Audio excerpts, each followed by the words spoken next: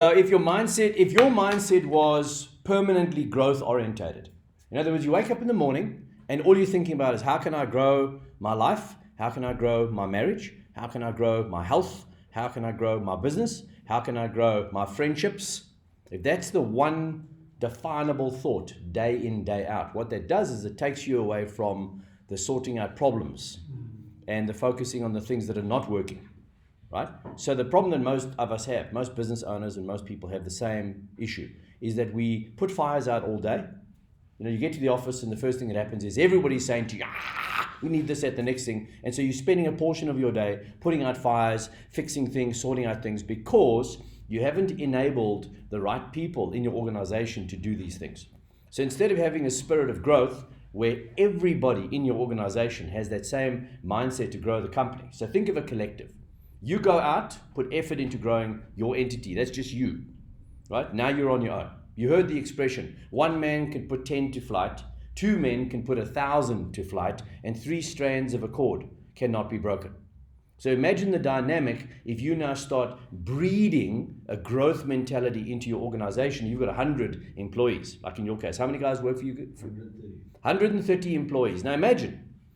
And it's not easy, but imagine if you could get 130 people to be in a growth mode. Think of the collective power and energy that can be created in that environment. The stimulus, the energy, the potential, the ideas, the enthusiasm. Everyone's buy-in changes. And now suddenly, you've got 130 in your case. Most companies, let's say 20, 30 employees. Now you've got 20 people and everyone is in growth zone. What would happen to your company? It'll be an exponential growth curve.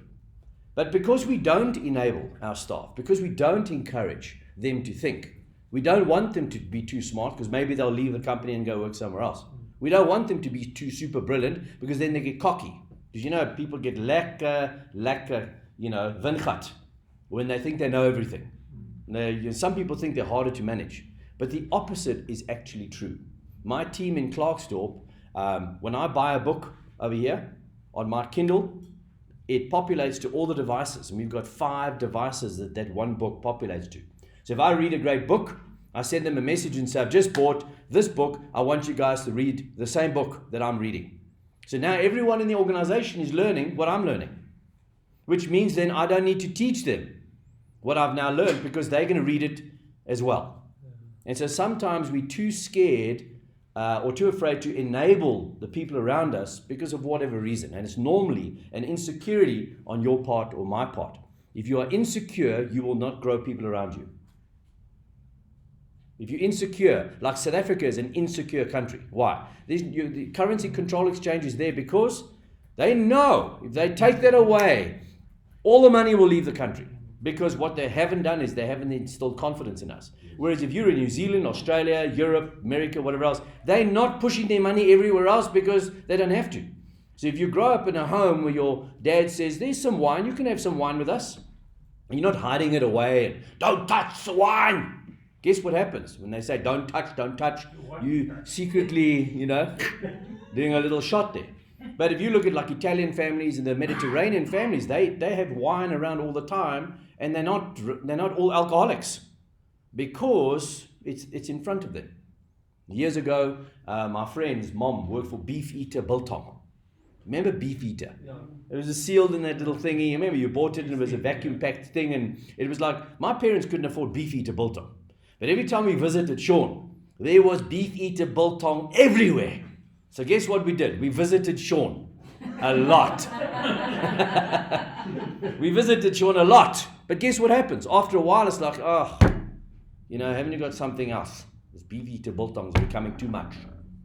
The same goes for almost like an over-education within a business. If you hold back from them, then they don't grow.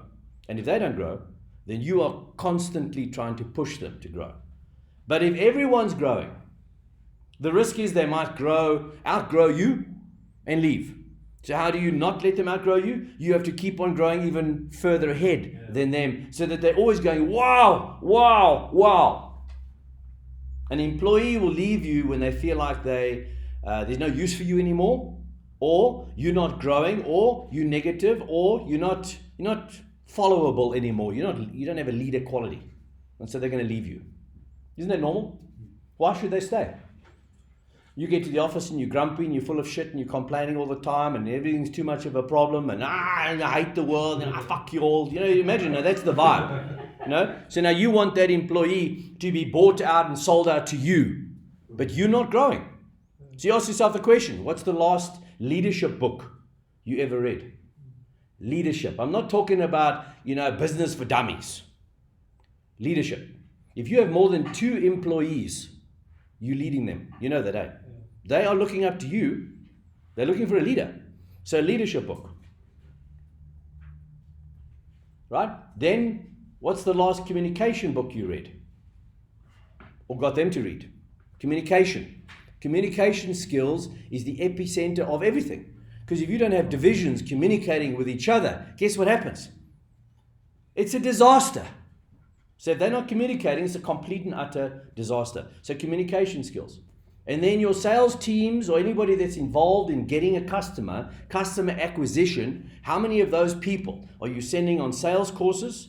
Are you giving them sales books to read that they can grow and become better at their craft?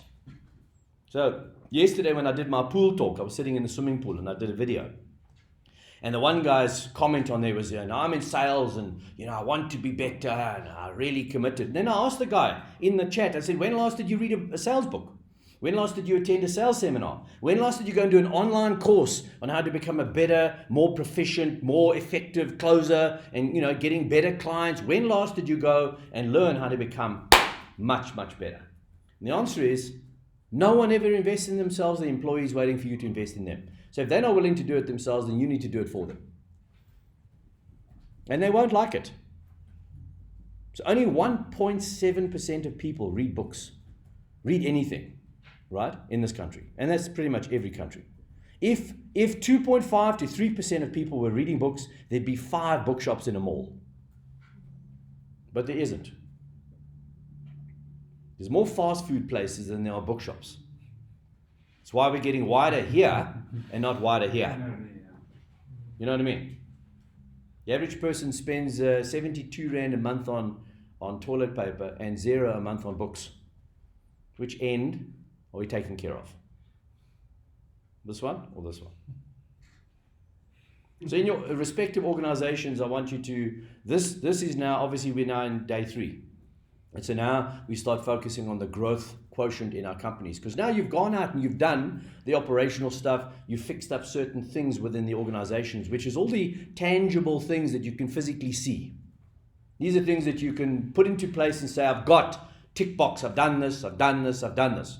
But now we need to go out and grow the things that are not tangible, i.e. your staff members' thinking, your staff members' abilities, your staff members' attitude, your staff members, those key triggers in an organization. This is where we identify who should read what, who should go on what course. Because if you want to have a super organization, you need to have super staff to run the organization. And the problem that we have is we employ cheap because we think we don't have money to employ like highly qualified or better people. We tend to bring in the lower hanging fruit. And those are the people that are not great in a company. They don't build big businesses. They give you more shit than you can handle. They're always complaining and bitching about something. They don't want to grow. When you say to them, I'm sending you on a course. Oh, what? I'm going to go on a course. And in their mind, they go on the course, they can have a free day away from the office. How many times have you done a course where you meet tons of people at the course that go, oh, well, I'm just over in the office. They're not even there to go and learn. They're not in it. They're not in it. And so now what we do is we start identifying within our respective businesses and our framework, who do we need to grow to take to the next level? Who do we need to drag, kicking and screaming, to the next level? I have somebody that works for me who at one point was a bit negative. But over time, we have this audio program. We actually have audios. We have a little library and you sign out and you get the audio and listen to stuff.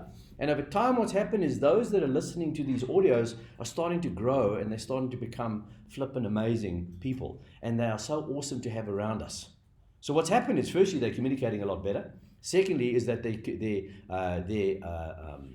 attitude and everything has become amazing, and everybody wants to now talk to each other and communicate. And thirdly, there's a spirit of growth. Now it's not, you did an event on the weekend, how was it? Now it's like, wow, what a great event, wow. Now, when I come back to that, you know the difference is? One is, oh, well, and the other one is, wow. So there's a Chinese proverb that says, if you come home every day to a negative household, eventually you won't go home anymore. So when your spouse meets you at the front door, is this the time, mate? Is this the time? And that happens all the time. Guess what happens? After a while, fuck you, man. I'll come home whatever I want. Right? That's what will happen over time. Not the first week, not the first month, not the first year. But if it goes on like this, year on year on year, where you're always in shit and you're always, after a while, you're driving back going, I don't want to go home. I just don't want to go home. Now here's the crazy part. You've got staff like that in your organizations that they have this internal combustion. They're actually sabotaging your company because their attitudes suck. They're destroying your business, and you don't notice it because you're not in the growth phase. You're not growing, and if you're not growing, you don't recognize somebody else isn't growing.